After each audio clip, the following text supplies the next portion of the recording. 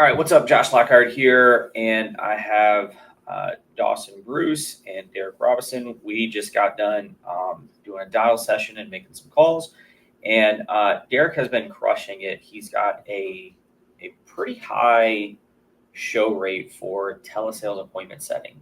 Sometimes it can get very frustrating, and we look at agents' data or we hear from them that no one's showing up, and we set appointments in one of three ways: either self-booked appointments, people see an ad, they go right on your calendar, they book before you even talk to them. AI, right, will text people back and book them. That usually has a pretty consistent, somewhere around a 35 to 45% show rate.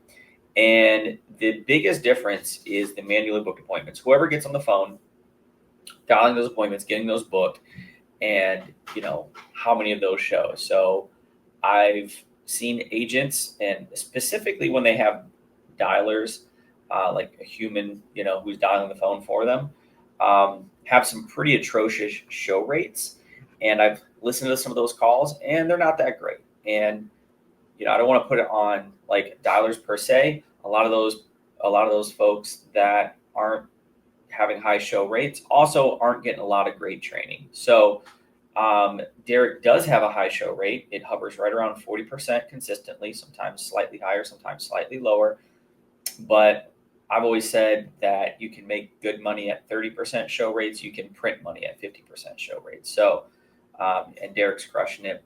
So Derrick, I want to kind of run through your script real quick. We can do kind of just a quick mock appointment setting. So appreciate you hopping on, and yeah, take it away. I'll be your willing prospect. Yeah. Okay. Ring, ring. Hello? Hey, Josh. Yes. Hey, Josh. This is Derrick Robison. I am the advisor that you reached out to in regards to that IUL information. Just trying to figure out kind of what got you looking into that and how can I be of service to you? Oh yeah, I just seen a bunch of stuff online, and it looked pretty interesting. Okay. So when you were looking into it, was it more like, you were looking and was it interesting because like the 401k aspect? Was it interesting because you don't have life insurance? Kind of help me out here. Yeah. I mean, my company has a 401k. It doesn't do too great for me, and yeah, I like the idea that it's like kind of like a savings account for life insurance or something. Okay, perfect. And have you when you booked, you kind of got a few links from me. Did you happen to click on any of those links to kind of see what it was and do some research, or are you still kind of in the hey, I don't know what this is, but I want to learn more about it phase? Yeah, I didn't have a chance to look at anything. Okay, yeah, no worries. I can definitely help you with that. Before we get started, because Josh, I know what it's like being married, and so I want to always make sure I include my spouse in the conversation because I hate being the middleman and trying to explain something, and they have a ton of questions, and me have no answers for them. So I got to ask you, are you married? Yes, Yeah. Okay. Perfect. And what's your wife's name? Michelle. Michelle. Okay. Awesome. Well, I do want to make sure I honor Miss Michelle. I would hate her for her to feel like maybe we went over her head or maybe she wasn't included in the decision or conversation about any of this. So when would be a good time to get you and Miss Michelle on the line together, and then we can kind of walk through what this looks like and how this can benefit you guys, or even if this is the right option. Yeah, I usually get out of work at around 5. So after that, maybe. Okay. And what time does Miss Michelle get home? She works from. She's just stay at home mom. Okay, great. Okay, so I want to make sure that you get home and get settled, and I know 5 o'clock is right around dinner time. I don't want to interrupt that. So, would you say, let's see, today is Monday. What day would work best for you? Either tomorrow or Wednesday? Yeah, we could probably do tomorrow. Tomorrow? Okay, perfect. So how about we do tomorrow around 6:30? That'll give you plenty of time to get home, eat dinner. Would that work for you? Yeah, that could work. Okay, great. So here's what's going to happen, Josh. As soon as we get off the phone, you are going to receive a text message from my office line. Okay. Now it's going to ask you to type the word yes in to confirm that appointment. That way I can honor your time and you can honor mine. Does that sound good? Yeah, that's fair. Okay, great. So I will talk to you tomorrow at 6:30. You should have received that text already. Do not forget to type the word in yes. That way it just books it on my calendar. Okay. Awesome. Sounds good. Okay. Talk to you then, sir. Bye. Bye. All right. Love that. So just a couple quick comments on why that was good, right? Very conversational. That's number one. That's always great. Number two, cleared the schedule, find out I was working. Also asked me if I was married. I think that's something that people can gloss over really quick. Because if you're married, there's other people pulling the strings. So figure that out and figured out what she does. And she's a stay-at-home mom. Okay, great. And then told me about, with Lead Champ Pro, when you set an appointment, they're going to get a text. If they text back, it's going to confirm it.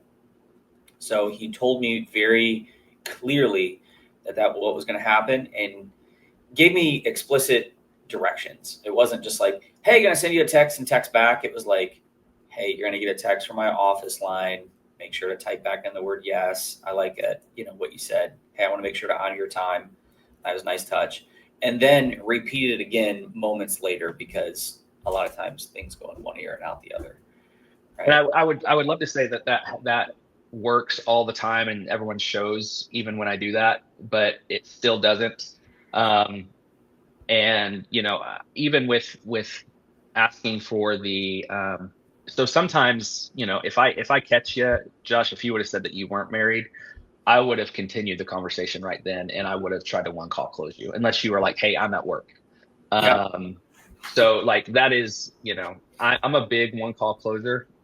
If I can do that, I don't like setting another appointment, because that means that's a chance you're not going to show up on that call. Okay, so to that point, a lot of agents get hung up on this idea of one call closing because in their mind, they can't work out. I just call this random person. They're not expecting me. How am I supposed to go from like setting an appointment to right into it? What does that transition look like? And they get stuck right there. So how do you do that? So if you remember back on when the call, I asked you what got you looking into that, and I asked you if you'd done much research, and you're like, I'm just kind of still in the learning phase. And at that point, I'd go, okay, perfect. I can definitely help you with that. The difference between an IUL and a 401k, and then I just go right into it. I'm like, this is what an IUL does. This is what a 401k does. This is the benefit of an IUL. And then I start kind of figuring out the finances, and I just seamlessly go through that. If you wanted to roll through that, we could. Just the intro, just the intro. What is that? Yeah. So let's roll it back. Hey, Josh, were you looking into, kind of tell me what got you looking into this and how can I serve you? Yeah, I've seen some stuff online, and honestly, I had a 401k. It is not doing well, and I just saw this. I like the whole tax-free thing. Yeah, for sure. Now, I do have a quick question. You may have gotten a couple texts from me that had a link that showed a video kind of explaining the difference between a 401k and an IUL. Did you happen to click on that and watch anything?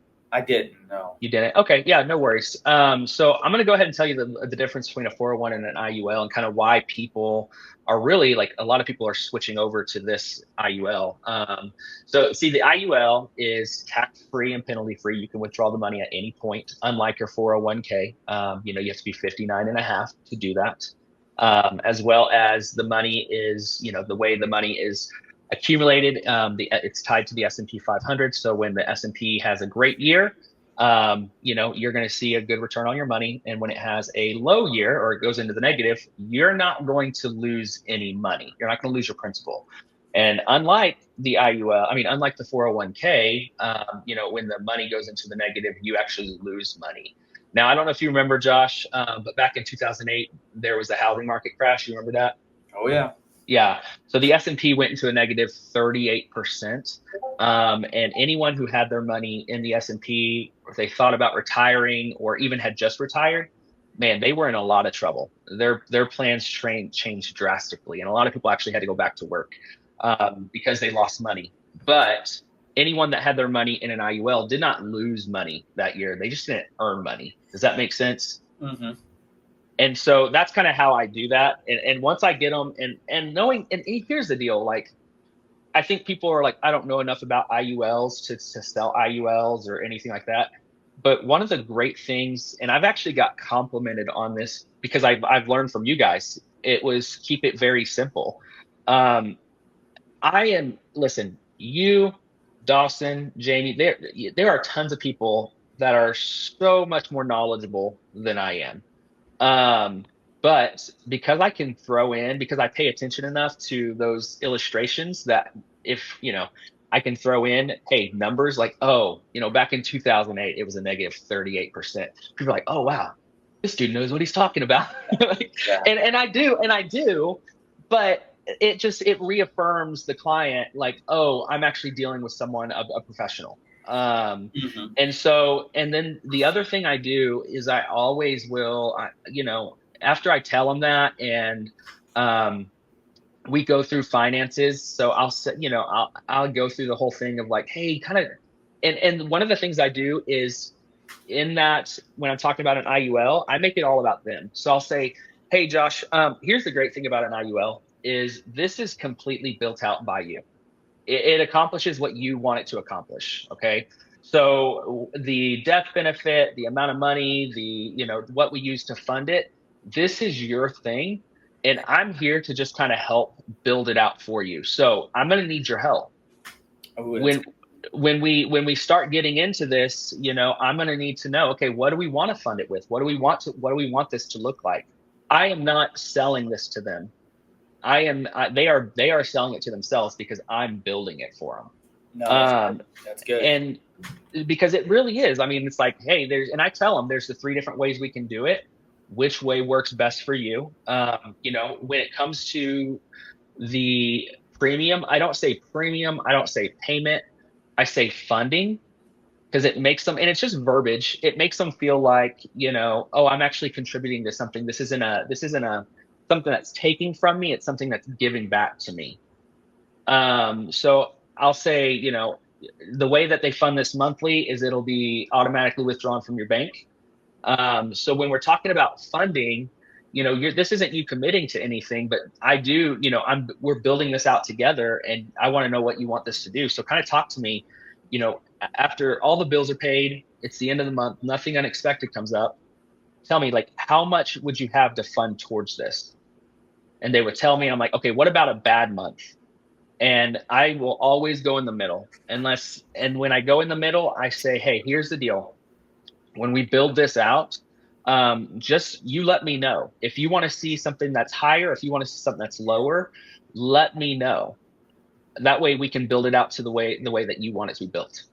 That's so great and that's one reason I like IUL sales because in other forms of sales, especially final expense, it's pretty easy to replace policies, you know, and you can be on the phone with somebody and they're like, oh, I got, 10,000 for $75. And if you've done it enough, you kind of know, oh, okay, they have that. I can go over here and I can quote them, a little bit cheaper, whatever.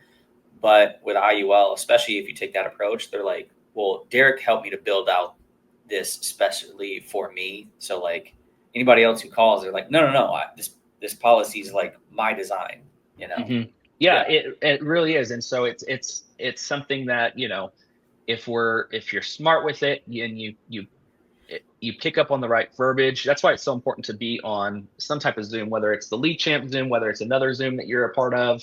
You're going to hear different things, and you make it your own. What I say may work for you, but the reality is you're gonna take that and you're gonna make it your own.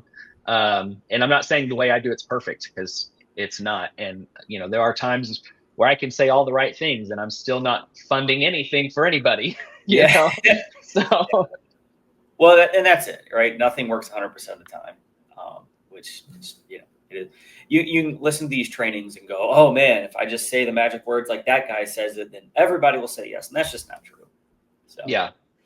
well, Derrick, appreciate you, man. Appreciate you being on, sharing, continuing to crush it, and I can tell the way that you talk, and just also off camera, that you're just a good human, and I think that probably shines through to your clients, and that's why another reason why you're doing so well. So I appreciate it. appreciate it, man. Thank you.